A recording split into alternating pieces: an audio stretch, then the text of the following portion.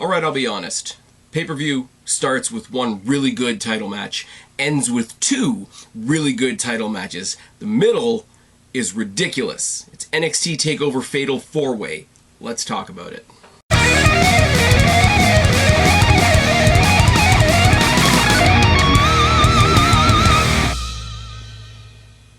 What's going on, everybody? It's your buddy, it's your pal Spaz Phoenix, the YWC Reality Check, here with another edition of NXT Rewind. This time around, we're talking about NXT TakeOver Fatal 4-Way 2014. Now, I'm going to be a little bit honest with you guys. Recording this the first day of May 2021, and the timeline of all this is going to get really, really funny because, as it stands right now, we've just recently had WrestleMania weekend where I dropped episode 1 of this particular series. It was NXT Arrival. I've got NXT TakeOver 2014 in the can. This one's going in the can. I don't know when I'm dropping them yet because I'm intending on dropping them in front of new takeovers as they come. I'm basically doing what I did with Arrival, as you guys have seen, and as you will have seen by now with the TakeOver one as well, that it's the time jump. It's the thing that Jake DeMarco and I always do when we recorded something ridiculously in advance. So right now, as it stands, I'm 3 in the can, ready to go, ready to put them out to you guys. So I only have your responses to NXT Arrival to go by, and to whether or not you guys like even what I'm doing here. But it's NXT TakeOver Fatal 4-Way. Now, first one was Arrival, before we knew what a TakeOver was. Second one was TakeOver. This one is different because it sort of reinforced to us that TakeOver is the new name and we're just going to tack other things onto it. Now, it has a bunch of super generic ones to begin with, and then, as we know, it would eventually go on to be named after whatever city it's in, other than War Games, and we're not talking about War Games right now. It's not back in the CWC or the PC or the or Full Sail, because we are a long way from getting to where COVID is. It sets the standard, though. It is, you know, first one is TakeOver. Everything else after that is TakeOver fill in the blank. So this one's Fatal 4-Way. It's named after a WWE pay-per-view called WWE Fatal 4-Way. And for a little bit of trivia, the main event of that pay-per-view was, take a guess, take a random guess, it was a Fatal 4-Way match between Sheamus, John Cena, Edge, and Randy Orton. But it's better by virtue of being TakeOver, by virtue of not being that. It took place on Thursday, September 11th, 2014, and I will say, I'm not going to say it in the length and breadth of the review itself, but they do take a moment to acknowledge the fact that it is I believe at this point, the 13th anniversary of the 9/11 attacks. You couldn't do a pay-per-view on September 11th without acknowledging that. So shout out to them for that. We are live in Full Sail University still, because we haven't moved out yet, in Winter Park, Florida. We've got the weird Wikipedia attendance listing of 400 plus, and the commentators are Tom Phillips, Byron Saxton, and hometown girl, for me anyway, Renee Young. Now, where's William Regal? We will get to that when we get to it. I really like Renee Young on commentary. Now, she's said, after leaving WWE, and many, many, many times on her own podcast, The Oral Sessions, which, as funny as it sounds, is a really good podcast, that she didn't like commentary, but I really like her on commentary. It's unfair to compare her to Beth Phoenix, because Beth Phoenix speaks from a wrestler's perspective, and Renee Young was never a wrestler, but they do have a very similar lighthearted style. And I don't want to say, oh, they're just the chick at the desk, so obviously they're going to be more lighthearted. But it is kind of true. So it makes you wonder who was coaching. I mean, Michael Cole. I know Michael Cole is pretty much the head wrangler of all the commentators for all the shows. But it would really be interesting to see, because she speaks so negatively about it now, I really wonder who was coaching her along at the time. I do want to say again as well, I mentioned in TakeOver they did a proper video package introduction, the evolution of wrestling and all that sort of thing. We went in a bit of a backwards direction, and I'm going to say what I said for NXT Arrival, where they've just done a really, really good 2-hour episode of NXT for this show. So it's the same normal weekly intro. It's that song, Coming For Ya, I think is the name of the song. Somebody's eventually going to correct me down in the box below. By the time this goes out, somebody probably has already corrected me down in the box below. I forget that they do the cool thing where it's the WWE signature, and it sort of cuts in and out of the WWE signature to make a proper NXT signature, which is always a really good thing. But no, it is a takeover. And TakeOver is what it is, and TakeOver became what it became. But it really is what I came to call now sort of an elevated episode of NXT, where we talk about things like Halloween Havoc, NXT Great American Bash, NXT Super Tuesday, etc. Now, also keep in mind at the time that this is when NXT was on the network. Now, there's a debate whether NXT was better on the network, but was better on TV. I fall on both sides a little bit, because I think going to TV and going to 2 hours gave a lot more people a lot of chance to shine. But being on the network, you didn't get the ratings debate that we have. We didn't get commercial breaks as much. I mean, we got ads for WWE stuff, but you're already watching WWE television. So it was an elevated but also expanded episode of NXT. And the first match of the night, I mentioned this in the very first episode of NXT Rewind, when we talked about Sami Zayn and Cesaro. Now, how do you want to kick off a show? How do you want to start off a show? Start it off with two teams that are super over. Really refreshing to see, because as we know across the board in WWE right now, tag team division is not their primary concern, it's not their primary focus. And all four guys in this match went to the main roster and got ruined. It's the Ascension taking on the Lucha Dragons. It's Connor and Victor taking on Sin Cara and Kalisto. Now, we got... I'm going to do the how did we get here in a second, but it's half of a rematch, because as you'll recall, back at NXT TakeOver 2014, it was the Ascension defending against Kalisto and El Local. Now, I don't know where in the middle.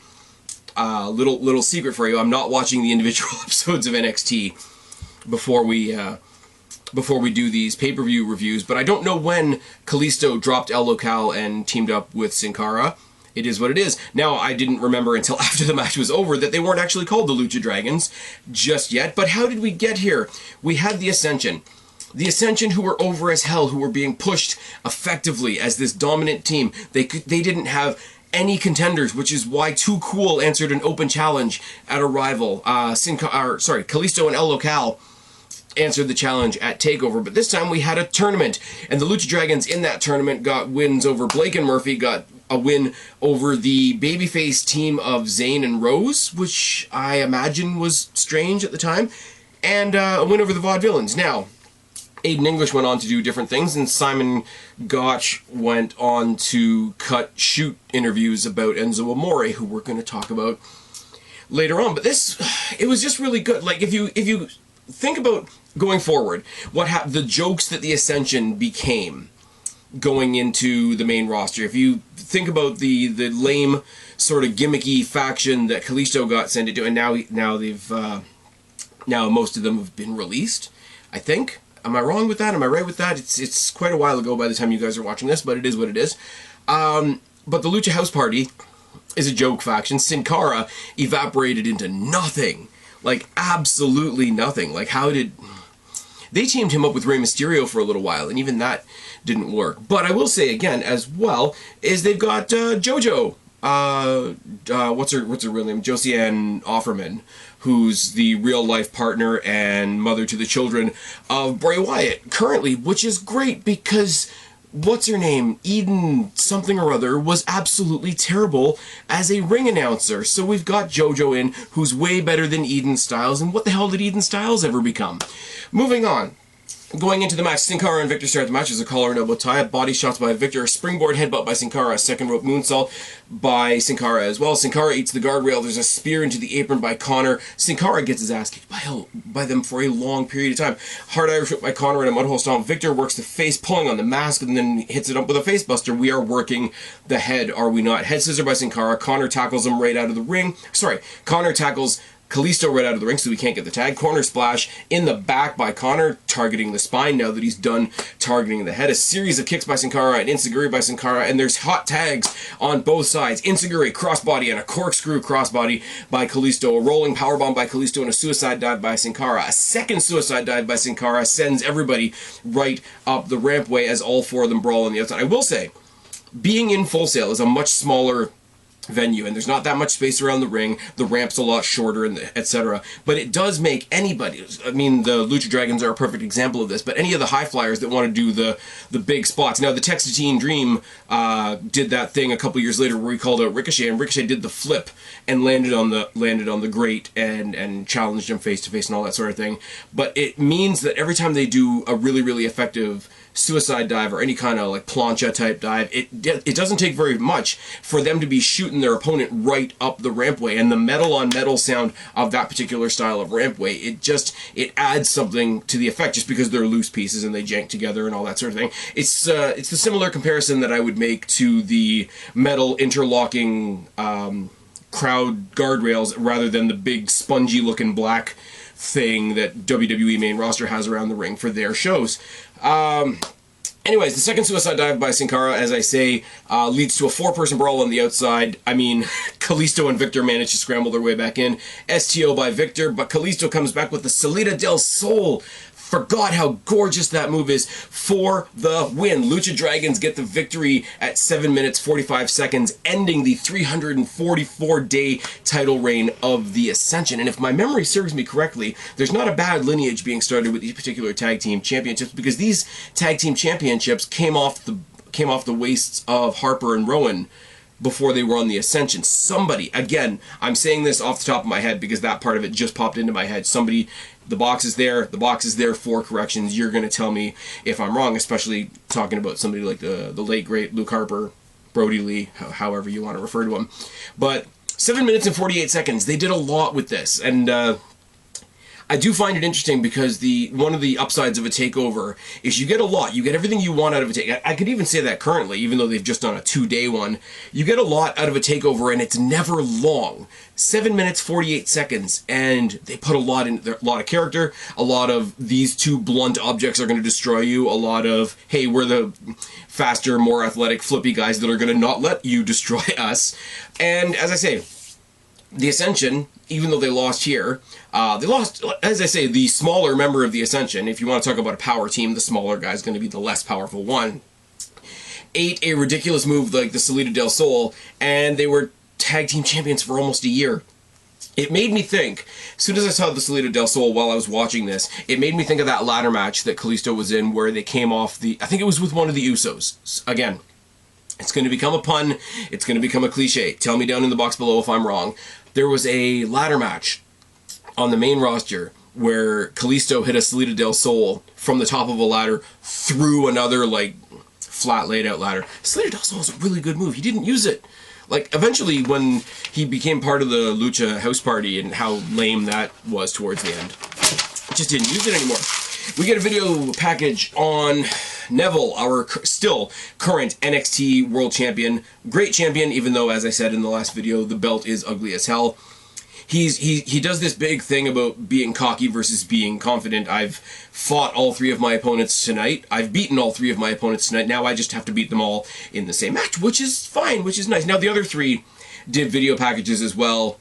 I mean, Sami Zayn's talking about his struggle. Tyson Kidd's talking about facts, because that was when he was doing that thing. And Tyler Breeze is talking about being gorgeous because he's still in the gorgeous Tyler Breeze thing. Now, I talked about time a lot in the last match. Baron Corbin versus CJ Parker went 29 seconds. Now, what happened, apparently, if you believe commentary, because where I'm watching this on the WWE Network, it didn't have the pre-show available. Not that I would have watched the pre-show anyway. But apparently, CJ Parker demanded to be part of the takeover, demanded a match from new general manager William Regal. William Regal's still the general manager as we speak. So I guess JBL went off and did something else, and here's the match that he gets. He gets a match against Corbin, but because we've got the focus on CJ Parker and what a dickhead he is. I mean, he's an advocate, he's a protester, he's obviously a dickhead. Again, CJ Parker was a warning about what 2020 and 2021 are going to be like, was he not? But his opponent is Corbin. There's a lot of things I want to say about this. First of all, Corbin's got his hair, which is off-putting as hell, or not off-putting, but sort of startling if you've been watching WWE currently and you see the current version that we have of Baron Corbin. But also, he doesn't get an entrance. CJ Parker gets his entrance, and then the ring announcer just says, "And his opponent already in the ring." There's a collar and elbow tie-up, a toss by Corbin, a lariat, and an end of days for the win. I will say, before the match even starts, when they're still having their stare down, you can tell we're going way back in time because there are Corbin chants before the match starts, and there are "Thank you, Baron" chants after he disposes of CJ Parker, which is good. Which is really good. I remember when Baron Corbin sort of evolved into that anti-indie guy, that anti-indie character, but also he is presented moderately like the Ascension here. He's still got like that sort of biker aesthetic. He doesn't quite have the entrance music that we would have known him by eventually, but he at this point, he's new enough that they could have made him a badass. They didn't. And then he was bald, and then he was like the commissioner of Raw for a while. And like I say, main roster ruins everybody. Main roster didn't ruin the next guy I'm going to talk about. Me Too ruined the next guy that I'm going to talk about. Because, now this is ridiculous as hell, but in a hair versus hair match, we've got Enzo Amore with Big Cass in his corner, taking on Sylvester Lefort with Marcus Louis in their corner. Now, they were like the random, hey, look at us, we're foreign, therefore we're bad guys. But I do want to say, as I've recorded this, with Big Cass being in the corner of Enzo in this, I will say W. Morrissey just debuted at Rebellion for Impact Wrestling. W. Morrissey is obviously Big Cass, Colin Cassidy, whatever you want to say. Now, anybody that follows the dirt sheets, whatever, knows the personal struggles and the demons that he's been fighting ever since they left WWE. So really, really good, really, really positive thing to see him showing up, getting back in the game, so to speak. And there's no better place for me to mention that than right here. But in 5 or 6 months, when this actually goes out, it won't be relevant anymore, which is fine.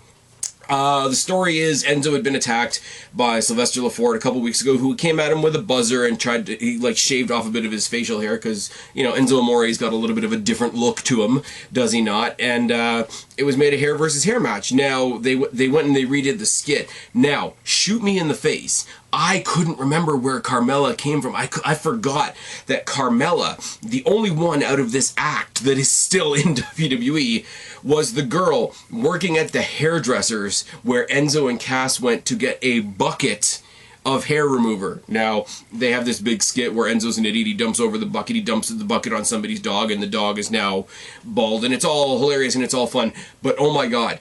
Everything about Enzo that I loved, everything about Enzo that I still love now. I want Enzo back in the WWE. I want Enzo back in NXT. I know it's not going to happen. I get it. But the whole entrance, the whole opening promo, the whole persona, the whole bit, the certified G, the bona fide stud, and you can't teach that, and the twitchy little, everything he does is nervous energy, but done in the right way and not Mojo Rawley.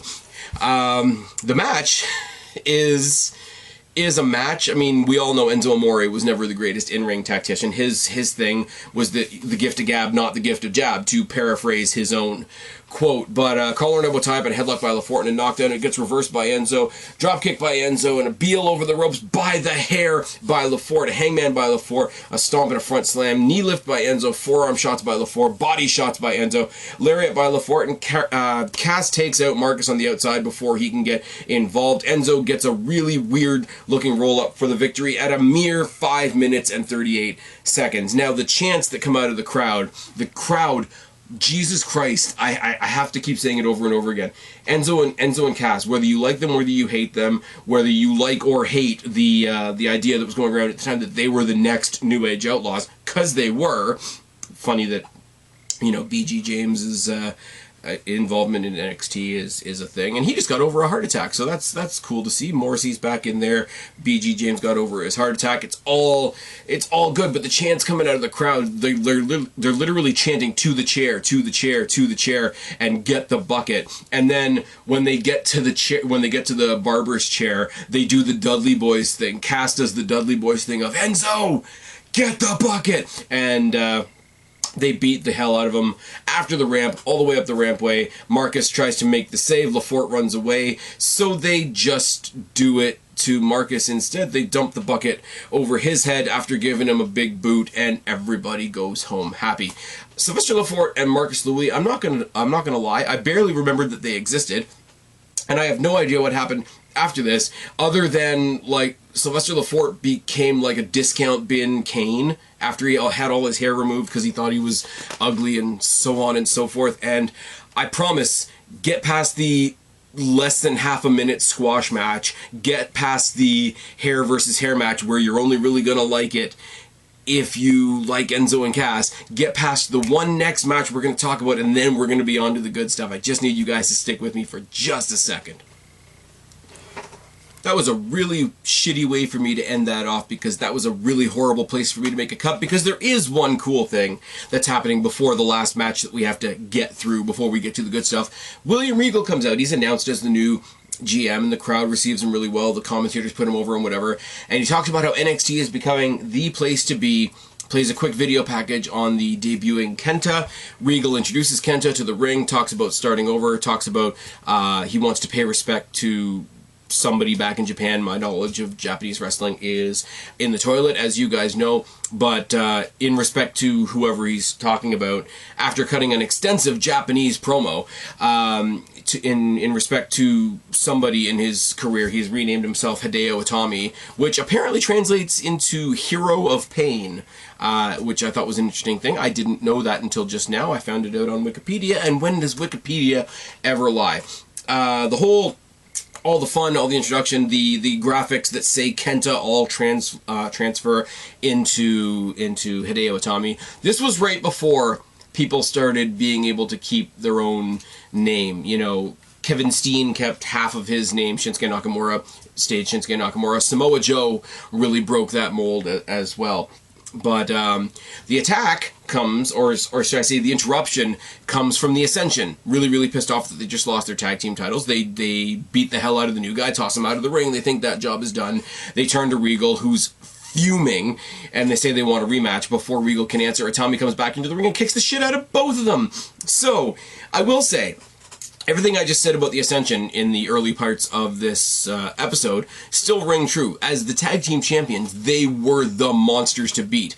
But they've just lost their titles, they're coming begging for a rematch, and they just got their asses handed to them 1-on-2. So this part of the presentation didn't suit them well at all, other than it was the first pop, the first big reaction for the new guy in Hideo Itami. Also, I do need to say, and they make the announcement later on in the night, that he's going to be having his debut match on the next episode of NXT. I forgot how good Hideo Itami's music was. I mean, it wasn't super over the top, but it was really, really good. When you think of all the stars that have come over from Japan, I'm sorry to say, more specifically, the women, the Asukas, the Kairi Sanes, currently Io Shirai. We just got the debut of Saray recently as well. They've all got really, really decent music and presentations and all that sort of thing, but Hideo Itami's music kind of goes by the wayside. I mean, he's not with WWE anymore. He's gone back to being Kenta in whatever he's pursuing. I know he did a guest spot on AEW as well, because the forbidden door is open. Ooh. Anyways, but this was really good because I think he debuted the following week. I'd have to double check this, and I'm not going to right now because I'm kind of talking to you guys. I think he debuts against Justin Gabriel, which isn't a bad guy to debut against. And we all know that this feud that he has 1-on-2 with the Ascension leads to the introduction of Finn Balor. And look where we are with Finn Balor in the current day. He's come back to NXT. He's gone. He's done some fuckery on the main roster. They made him smile a bunch, and he came back home to NXT. Isn't that awesome? This is sort of the genesis of that, because Hideo Itami's gone. The Ascension's gone. Balor's still here. He's still kicking ass. He was the NXT champion not too long ago with a better looking belt. Oh yes. Now let's get the last. I'll be clear. I'll be perfectly honest with you. I'll put my heart on my sleeve. I love NXT, but let's get the crap match out of the way. Mojo Rawley versus Bull Dempsey. How the fuck am I supposed to care about this match? It's just a brawl. It's Mojo Rawley is all the wrong parts of somebody who's had way too much sugar, and it's all the negative stereotypes that we've ever seen on any TV show of an obnoxious jock, but we're trying to play him off as a babyface. And Bull Dempsey is like boring Bronson Reed. I don't know. it's just a generic brawl, and the camera cuts are crazy. The camera work in WWE has never been the best, but I will say, I think they were doing something different with the cameras here because they're trying to show how phonetic the energy of Mojo Rawley is, and it makes the editing in the MCU seem calm. It's bad. I'm here talking to you guys about Takeover, which is a brand that I love, within a brand that I love, but this is bad. Top rope headbutt for the win by Dempsey at 1 minute and 10 seconds, so it was mercifully short. Hits him with another one after the match is over, and I'm not rating matches here, but I would literally give this a shrug out of 10 if I was. Enzo and Cass are talking in the back. They want to know what Marcus Louis looks like. They see him talking to his partner. He's got a towel over his head, a la early days Kane after he got unmasked. They take him out to the ring. They beat him up some more. And they take the towel off his head, and he's not even bald. He's just looking patchy and weird, and this is where Marcus Louis went on to be a deranged character that never really worked, did it? Now, you want to put a really boring guy in a gimmick that doesn't work, that's fine. NXT's developmental, etc., etc., etc. But if you want to do that, don't put him with debatably one of the most charismatic guys on the brand at the time or since. It's a bad move, it's a bad plan. This is the genesis of a really, really bad thing to compare to the Hideo Itami introduction being the genesis of a really, really good thing. That's what I'll say about that. You know what else is really good? You know what else has always been really, really good? NXT's women's division, and particularly their champion at this point, which is, whisper it, Charlotte. Oh yes. How did we get here? We got Charlotte versus Bayley. In August of 2013, Bayley and Charlotte had started out as a relatively decent tag team, even though there was no tag team division, there were no tag team championships at the time, but they were a tag team, and they were feuding with the BFFs, which were Summer Rae, remember her, and Sasha Banks. The BFFs tried to recruit Bayley constantly, and they feuded for quite a long time. Eventually, Charlotte turned on Bayley, and she became the third member of the BFFs. The BFFs cost Bayley in a first-round match of the tournament leading to Charlotte versus Natty at the last pay-per-view that we spoke about. Bayley pinned Charlotte on a June 12th episode of NXT in a 6-woman tag, went on to beat Sasha Banks in a number 1 contenders match, and here we are. We've got Charlotte, we've got Bayley, and Bayley is in her... I don't want to say this the wrong way. She's in her so innocent and lovable and naive that she's almost an actual child stage. This was where, and she did, whatever it is, even though it didn't always work for me, clearly it worked. The fans loved her. To the point where the Izzy girl later on at later takeovers got famous as the Bayley fan. This is the time where most people that were really into NXT were saying Bayley was going to be the next John Cena. It was working. I didn't always like it because sometimes I thought it was a little bit over the top, but I will admit that I was in the minority with that opinion, with that assumption, etc. She's always been great in the ring. Charlotte's always been great in the ring. You're allowed to say that. You really are. Even now, even in 2021 and going forward, you're allowed to admit that Charlotte is one of the best women on the roster. Oh, yes. Nice to see them, it just being a straight one-on-one match, even though Charlotte is involved in a faction, and even though the last time we saw them on a pay-per-view event, they had Brett and Rick in their corners, which was nice, but we get back down to one-on-one. It's really good. Now, you didn't have the pomp and circumstance of the last one either, with Paige coming out to present the title and all that kind of thing. You just have Charlotte as your champion being fucking awesome. Shoulder tackle in the corner by Bayley to start. Charlotte eats the top turnbuckle and comes back with chops because she's a Flair.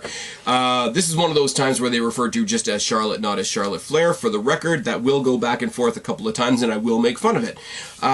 Boot in a back elbow by Bayley, an inverted stunner by Charlotte out of the double arm hook, which was, it's a sort of an awkward transition because they both go for the double arm hook. Each one of them, I think, is trying to go for a backslide, but Charlotte turns it into an inverted stunner instead. It's nice, but it starts out kind of ugly. Multiple knee drops by Charlotte and a hangman on the second rope. A figure 4 headlock by Charlotte because we're working the neck, we're working the head. Let's work the face because she turns that figure 4 headlock over and turns it into a face buster.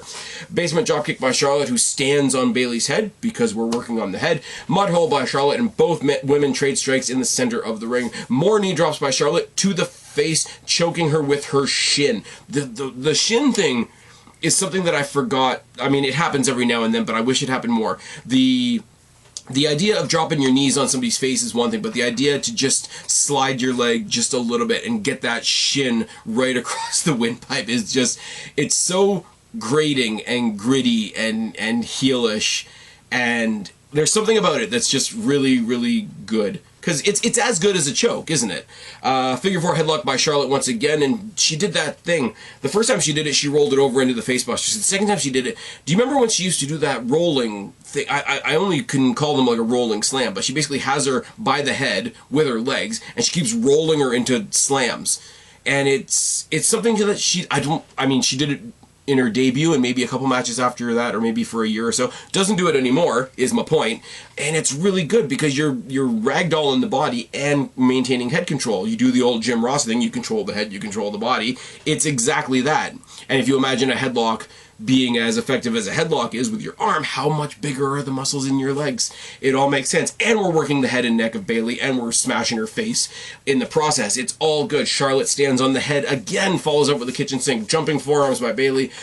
She did the corner spear, the corner spear thing that Bayley used to do, where she would do like the inflatable flailing tube man thing before she hit the last spear. The last spear gets cut off, and there's a hair takedown by Charlotte, hangs her off the ropes and drags her by the head right into the mat, because we're still working the head. Body shots by Bayley. A top rope Frankensteiner by Bayley is probably the highlight of the match.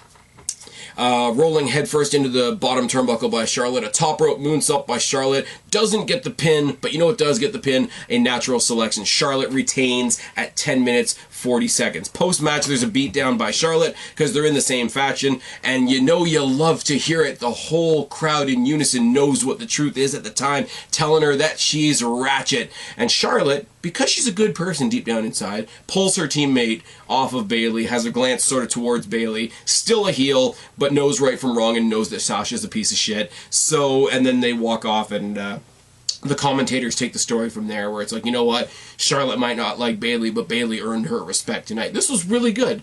This was a lot better than, like, I want to say it's better than I remember, but that means that I thought it was bad, and it's not. It's a really good outing for Charlotte. It's a really good introduction if you don't know the Bayley character, and it's good all around. It is the first of, they love to do this in WWE. They love to do this in WWE. It's the first of their 2 main events. And because that idea is absolutely bullshit, here is your actual main event for the NXT Championship. A fatal 4-way between Adrian Neville, Tyler Breeze, Sami Zayn, and Tyson Kidd. Now, how did we get here?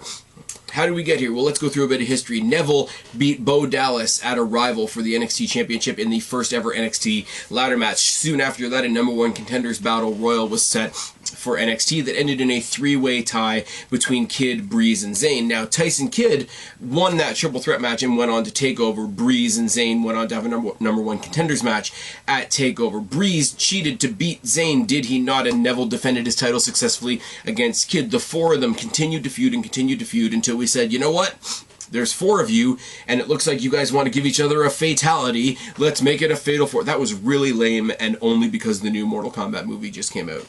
So let's pretend that I didn't say that. But they signed a fatal 4-way to headline the fatal 4-way Takeover main event. That's convenient, is it not? Now, before we get into the match itself, I do want to say that they showed a quick clip from Monday Night Raw. I totally forgot about this, but I remember it at the time because I was making the mistake of actually reviewing Raw at the time. They had a random NXT match on Raw.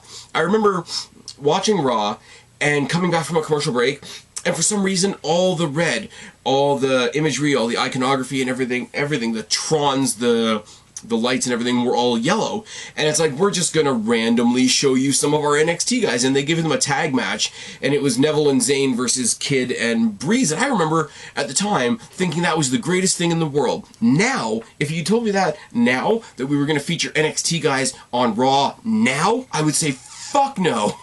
Because look at the state of Raw. Now, in a couple months, if this goes out and they've totally turned Raw around and it's entirely not what it is right now, on this current day, May 1st, 2021, I'll eat my words. I'll eat the gimmick hat. Yes, we're still in COVID and I haven't had a haircut yet. That's fine.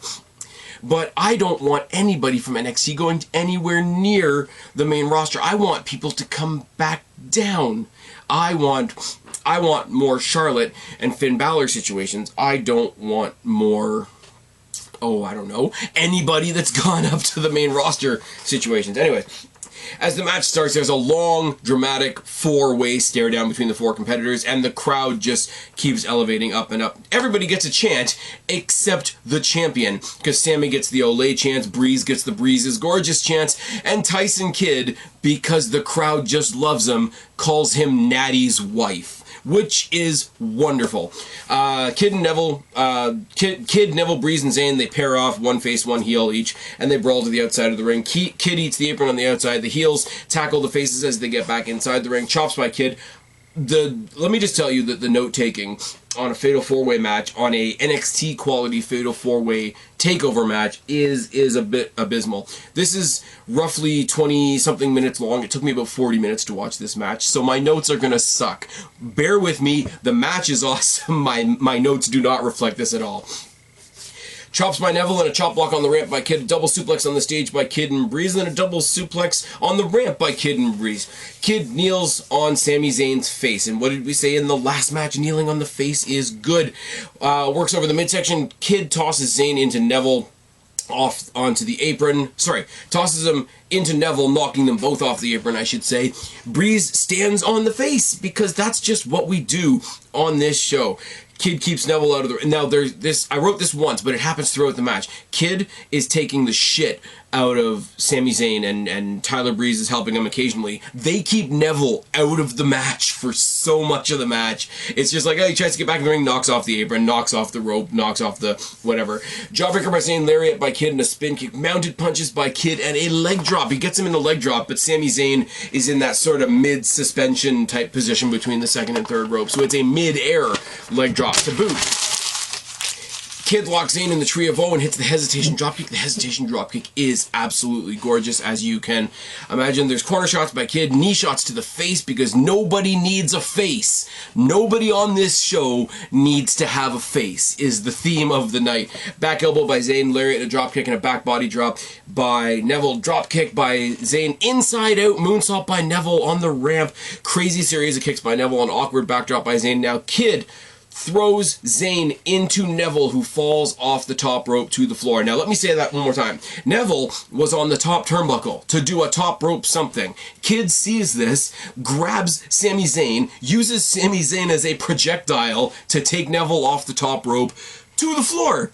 Twisting neckbreaker by Kid, some high knees by Zayn, beauty shot by Breeze.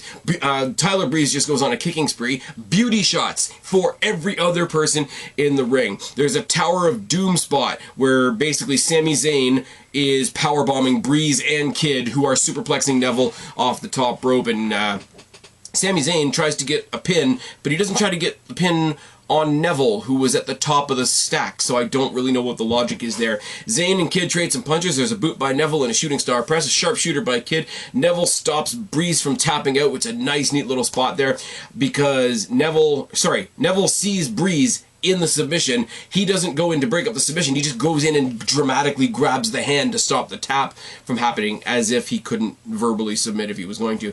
Zayn and Neville trade some punches. Neville gets tossed out of the ring. He's tossed out of the ring, but he's still watching what's happening in the ring. There's an exploder in the corner by Zayn, a diving corner, the cross-corner DDT thing that I tried to explain last time. Haluva kick by Zayn, but Zayn does not get the pin because Neville pulls the referee out. Because Zayn has just hit the Haluva kick. He's going to get the win. Pulls the referee out. Sami Zayn comes out to sort of protest it. Eats a super kick from Neville. Neville sees the prone opponent in the ring from the Haluva kick.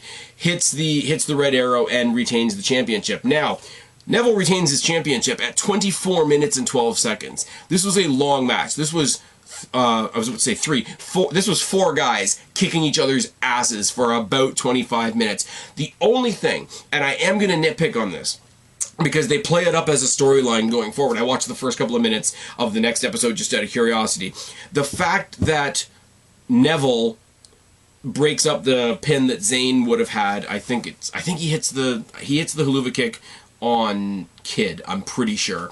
It's just fallen out of my head right this second. The fact that Neville, who's another competitor in the match, breaks up the pin, it is played off as a heel move, or it's played off as the first step towards Neville not quite being a babyface, where the whole match, everybody's been breaking up everybody else's pins, and the entire logic has been, that's what you do. It's a fatal 4-way or a triple threat or a 6-pack challenge, or however, whatever pile of people match is your choice. The fact that they play up one more pin breakup as a heel move at the end, it doesn't fit the rest of the match. And I know that's heartbreaking, and I know I shouldn't be nitpicking the end, because the match was great, and it ends with the red arrow, and the red arrow is always gorgeous. Neville, Adrian Neville, Pac, whatever you want to call it, because he's in AEW now, you want to call it the Black Arrow instead. You'd be hard-pressed to find a prettier high-flying finishing maneuver than the Red Arrow / what they're calling the Black Arrow now.